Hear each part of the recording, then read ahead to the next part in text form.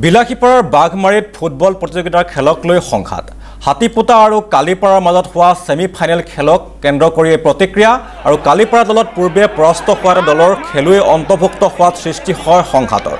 অভিযোগ দিয়াৰ পাছত আয়োজক সমিতিয়ে প্ৰায় 7 মিনিট পিছত খেলখন বন্ধ কৰে আৰু দুই পক্ষৰ লগত আলোচনা মৰ্মে সিদ্ধান্ত লোৱাৰ কথা দিও একপক্ষীয়ভাৱে হাতীপোতাক অযোগ্য ঘোষণা কৰাৰ লগতে কালিপাৰাক বিজয়ী ঘোষণা কৰে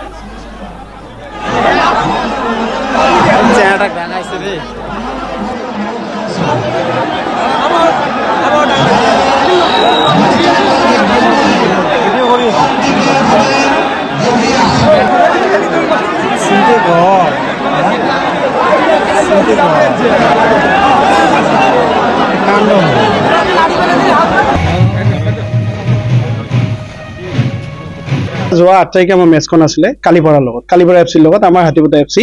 আৰু আমি যেতিয়া খেলিবলৈ গলো গৈ আমি পছক কৰিলো যে যিখন আমাৰ প্ৰথম মেচ হৈছিল যে বাৰমুদা এফচিৰ লগত প্ৰথম মেচ আমাৰ আৰু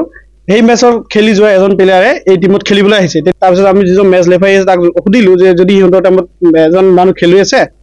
হাৰা প্লেয়াৰ এজন খেলি আছে কি হ'ব কয় যদি আপোনালোকে প্ৰুফ দিলে লগলগ টিম সাসপেন্ড হৈ যাব তেতিয়া মোৰ মোবাইলত ফেসবুকতো আছে মই তেতিয়া হিনা জিকাৰ পিছত আপলোড দিছিলো ফটোখন উলাই দেখালো কিন্তু ইহঁতে তেতিয়া মানে বহুত ধৰণৰ কথা ক'লে যে খেলখন কমপ্লিট হওক পিছত বহিম খেলখন মাত্ৰ 7 মিনিট হৈছে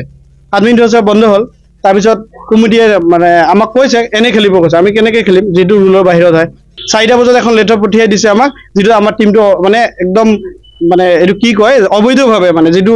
মানে কেতিয়াও সম্ভৱ নহয় মানি লোৱা মানে নবই নোৱাৰি কোনো বদ্ধে তেনেকা ভাবে আমাৰ টিমটো অযোগ্য বুলি ঘোষণা কৰিছে